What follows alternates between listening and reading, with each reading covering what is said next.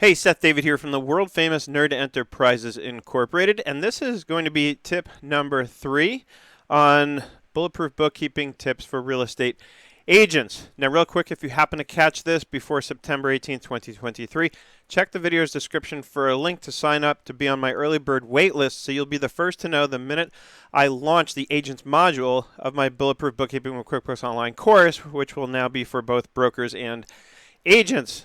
Getting early access will give you the best chance to get in, get the bonuses, and everything else I'm going to include in the offer. I haven't finalized it all yet. If it's after September 18th, 2023, then you can certainly sign up for the course, and I'm sure you'll find lots of value in it. Now, tip number 3, tracking income and expenses on a weekly or monthly basis. Again, it sounds obvious on the surface, but I want to speak to perhaps what might be the less obvious.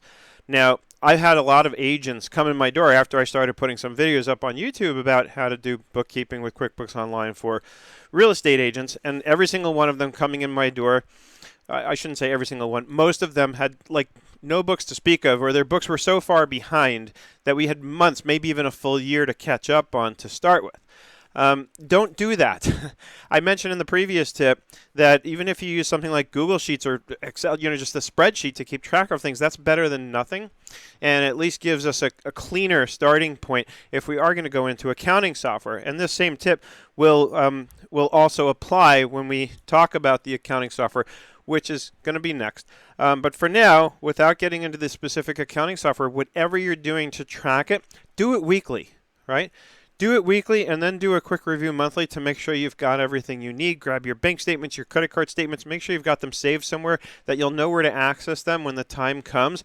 If you do that, it is so much easier when the time does come to move you into a real accounting system, and or if you're already in an accounting system and you do that regularly and the time comes that you're ready to hire the bookkeeper who's going to take over the books for you, assuming you're the real estate agent I'm speaking to, right? If you're the bookkeeper, I want you to think about these things as a way of having the conversation with your clients or prospective clients and why it's important to do these things.